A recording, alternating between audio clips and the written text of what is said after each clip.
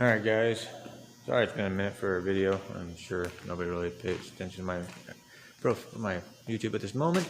I'm a real small guy. But I am here working on an 89 Jeep Wrangler.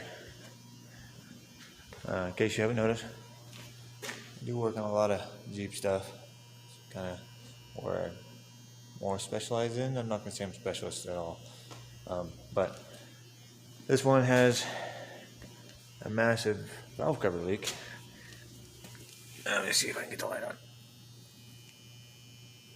See, that was just from idling for about 10 minutes. The gentleman put a bunch of stuff on it, and in the process of inputting new windshield hinges and everything, he had a couple issues. I'll come over here. Don't mind the shop. Yes, this side is a mess. But his bracket snapped off when he would take his windshield off. There it is. So he asked if we can weld that up. I'm going to take the other one off as well because it's cracked. They're pretty easy. You take them, these two bolts here, and then there's a bolt that goes in the top. Come on. Zoom. Or focus. Yeah, there's a bolt that goes right here.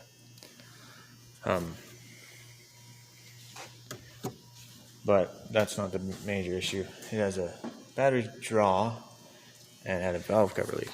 I did put a motor in this last year. Everything worked. The valve cover, I don't know, it's a brand new valve cover, but this valve cover gasket material, it's weird.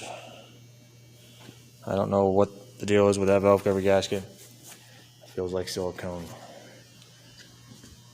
I know it wasn't, but if you look at this side, you can see right there, the side's cracking too. And all around the side, it's only being held on by like a little spot right there. Now, over here, I'm doing a set of gears. 410 gears, Dana 30, for this Jeep here. These are rough country gears, and this Jeep literally runs everything on rough country. Rough country shocks, suspension, rear suspension. It's a long arm kit, rough country. Obviously not rough country wheels or tires. It does have sway bar detachable links, they're just not on it right now. He is going to be doing a steering upgrade through rough country eventually. But I've got to give a huge shout out for rough country. They sent me some stuff. I'm gonna go over here, I'll show you. I needed a new winch controller box for winch. One of their winches I have, because I had to use a controller box off of something else.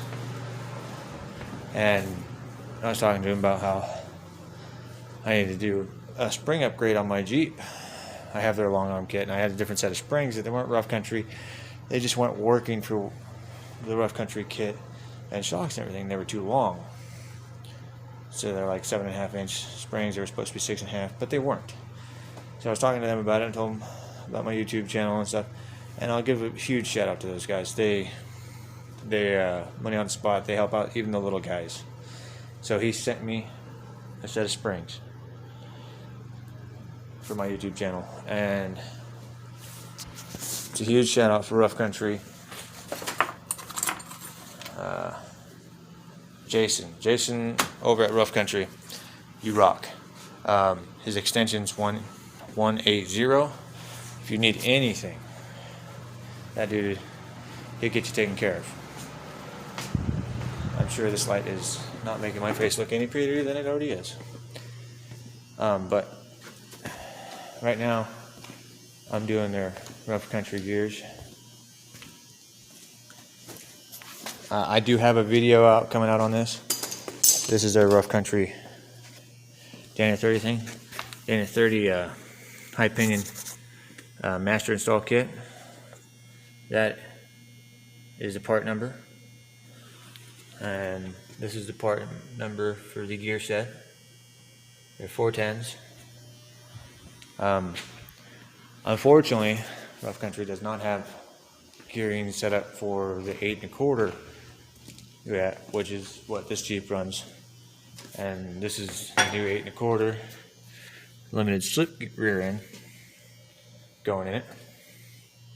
It already has 410 gears in it and all that stuff. Let's see what else. I'm just trying to get an update video for you guys. This truck here, I plan on hopefully start working on this here before too long. That M37, it's a 52, I think. Hold on. Obviously, it's not stock from what it was, but OEM mirrors, not seats, but everything else, all the wiring works in it. Here's the factory grill for it. This is a canvas tarp we bought, and I made a top out of it because it didn't have a top for it. It's not pretty, it's not the best by no means, but it did what he wanted, that's all. He just wanted something to cover the top. I have some parts for this, I don't remember where they're at. Oh.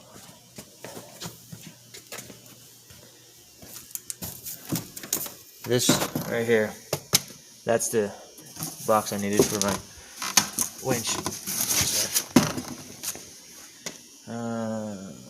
9,500 pound winch. The box is upside down. I'm not dealing with that right now. But yeah, this is all Rough Country. Shocks, Rough Country springs, Rough Country shackles, shackle extensions I should say. And what I like about these shackle extensions is they're greasable. There's a grease zert right there. Obviously the shocks, the factory springs are not greasable. But everything that they sell for this stuff is greasable. You know, all these joints have grease zerts in them. I think we need to move this front end just forward a little bit. That's got a Rough Country winch on it as well, 9,500 pounder. That bumper has went through some modifications. I built that originally for my Jeep, but I used the factory bumper right here. I ripped that side off, and this side's still on it, so he decided to put those tubing there when I gave him the bumper. And I mean, the winch holds up, the bumper holds up pretty good. This truck here is getting a big block. This truck here hopefully starts getting worked on here before too long. Vehicle updates. Hold on just a second, I gotta shut the light off. Vehicle updates. I got a new toy. Hopefully I can start working on it before too long. Picked up a 2004 Grand Cherokee Overlander, and it's in pretty good shape. It's got a small lift on it at this moment. It's gonna get a different lift, but I mean, interior's in pretty good shape.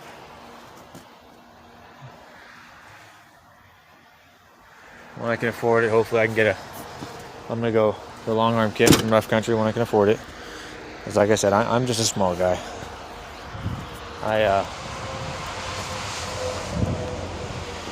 don't afford much. Trying to keep this place open, running.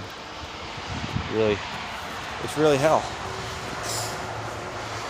There's a Nova full drag car. Hopefully we'll get it on the channel later this year. That Toyota is a full air ride suspension. It's inside. Let me see if I can get through this snow without falling on my ass. It's got a reverse cantilever suspension set up in here. We're going through and doing some frame repairs because whoever put this thing together originally fucking sucks. As you can see, they drop it, let it slide, and just about destroyed this frame. As you can see, it's in pretty bad shape. But from here back is all custom rear end. Reverse cantilever suspension. You see, these are the cantilevers. They pivot in two places. You got those two arms, those two arms. The front's sitting on air ride, or airbag too. But God, some people need to not do stuff. I'm telling you. I mean, the rear suspension, from what I've been told, the guy that we got this, my business partner's son got this from, he didn't do the rear suspension. He did do the front. If that's true, then he needs to stop fucking with shit. And if he's gonna ride air ride or ride stuff like this, keep it off the ground. I know shooting sparks is cool, but damn. Yeah, rough country. You guys did me a solid, and I super appreciate it. And I hope everybody, rough country, I don't know why people seem to think it's so bad. I've never had any problems with their stuff. Rough country stuff has always been good. 99% of the problems people probably have is a lack of caring for it. So if something fails, like, oh, it was so bad. Well, did you maintain it right? Maintaining stuff properly is more important than anything else. If you don't maintain shit, it doesn't matter what the hell you spend it on. It's going to fail. But yeah, for now, this is just a kind of quick update video. Things have been kind of hectic. My employee has been MIA for the last week and a half, so I'm dealing with all the shop stuff myself. But I'm going to try to hopefully get the gearing video done for you guys and out on the rough country gears. I can get some video on this thing out for you.